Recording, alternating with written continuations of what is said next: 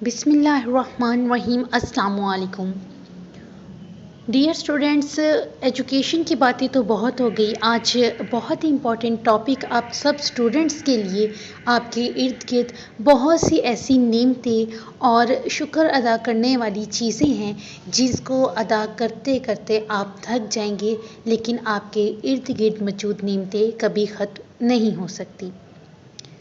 وہ کسی دانشور نے کیا خوب کہا ہے کہ جب کتابیں سڑک کے کنارے بکنے لگیں اور جوتے شیشوں کے کمروں میں بکنے لگیں تو سمجھ لینا اس قوم کو کتابوں کی نہیں بلکہ جوتوں کی ضرورت ہے۔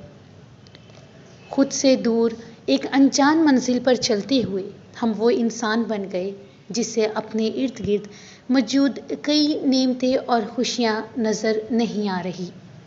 خود کو قرآن مجید میں ڈھونڈیے۔ اسی پر آج ہم بات کرتے ہیں اور کچھ فقرے جو بہت تاثیر رکھتے ہیں ان کو ذرا غور سے سنیے گا۔ میں قرآن مجید میں کہاں ہوں؟ ایک جلیل القدر تابعی اور عرب سردار حنف بن کیف ایک دن بیٹھے ہوئے تھے کہ کسی نے یہ آیات پڑھی، ہم نے تمہاری طرف ایسی کتاب نازل کی جس میں تمہارا تذکرہ ہے، کیا تم نہیں سمجھتے ہو؟ وہ چونک پڑے اور کہا کہ ذرا قرآن مجید تو لاؤ، میں اس میں اپنا تذکرہ تلاش کروں اور دیکھوں کہ میں کن لوگوں کے ساتھ ہوں اور کن سے مجھے مشابہت ہے۔ انہوں نے قرآن مجید کھولا۔ کچھ لوگوں کے پاس سے ان کا گزر ہوا جن کی تعریف یہ کی گئی تھی، رات کے تھوڑے سے حصوں میں سوتے تھے اور اوقات سحر میں بخشش مانگا کرتے تھے، اور ان کے مال میں مانگنے والوں اور نہ مانگنے والوں دونوں کا حق ہوتا تھا۔ ان کے پہلو بچھونوں سے الگ رہتے ہیں اور وہ اپنے پروردگار کو خوف اور امید سے پکارتے ہیں، اور جو مال ہم نے ان کو دیا اس میں سے خرچ کرتے ہیں۔ الفرقان۔ اور جو اپنے پروردگار کے آگے سجدہ کر کے اور عجز و ادب سے کھڑے رہ کر راتیں بسر کرتے تھے۔ اسی طرح سورۃ آل عمران میں ارشاد ہوا، جو آسودگی اور تنگی میں اپنا مال خدا کی راہ میں خرچ کرتے ہیں اور غصے کو روکتے ہیں، لوگوں کے قصور معاف کرتے ہیں، خدا نیکوکاروں کا دوست رکھتا ہے۔ اور جو کچھ ملے جن کی یہ حالت تھی۔ العشر آیت نمبر 9۔ اور دوسروں کو اپنی جانوں سے مقدم رکھتے ہیں، خواہ ان کو خود احتیاج ہی ہو، اور جو شخص حرص نفس سے بچا لیا گیا تو ایسے ہی لوگ مراد پانے والے ہوتے ہیں۔ الشعراء آیت نمبر 37۔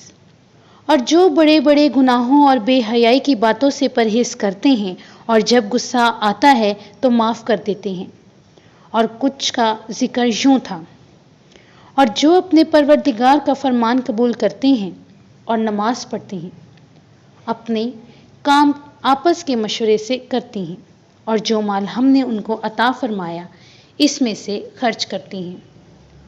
وہ یہاں پہنچ کر ٹھٹک کر رہ گئے اور کہا، اے اللہ، میں اپنے حال سے واقف ہوں، میں تو ان لوگوں میں کہیں نظر نہیں آتا۔ پھر انہوں نے ایک اور راستہ لیا، اور اب ان کو کچھ لوگ نظر آئے جن کا یہ حال تھا۔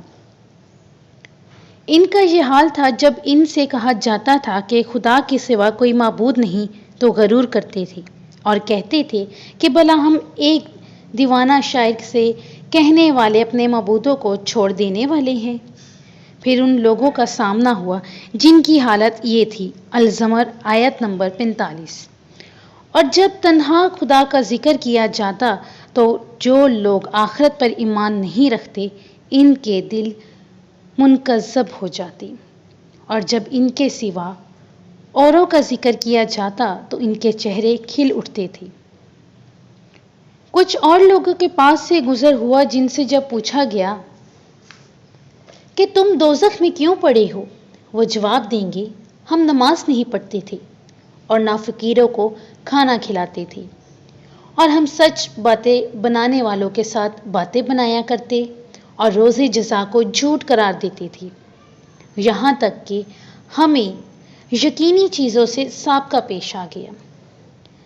यहाँ पर भी पहुंचकर वो थोड़ी देर के लिए दम बखुद खड़े रहे और फिर कानों पर हाथ रखकर कहा, ए अल्लाह, इन लोगों से तेरी पनाह, मैं इन लोगों से बरी हूँ।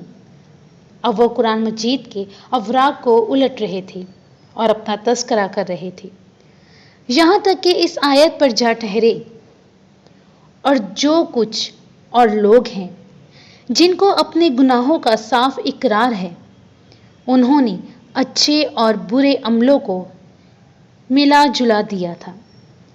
करीब है कि खुदा इस मौका पर उनकी ज़बान से बेसाख्ता निकला, हाँ हाँ, ये बेशक मेरा हाल है। तो हम किन लोगों में हैं, ज़रा सोचिए दोस्तों। इनको आखिरकार अपनी मंजिल यहाँ पर मिली कि हमें अपने गुनाहों का इकरार है और हम नेकी भी करते हैं और गुनाह भी करते हैं। तो बेशक अल्लाह ताला खूब बख्शने वाला है।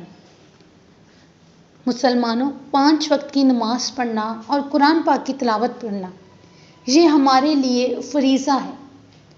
पूरे दिन में अगर आप कुरान पाक का सिर्फ एक सफ़ा पढ़ लें तो यकीन जाने आपको इतनी तस्कीन होगी कि दुनियावी मुश्किलात ख़त्म हो जाएंगी और आपको अपनी आसानियाँ और मुश्किलात का हल खुद ब खुद मिलना शुरू हो जाएगा।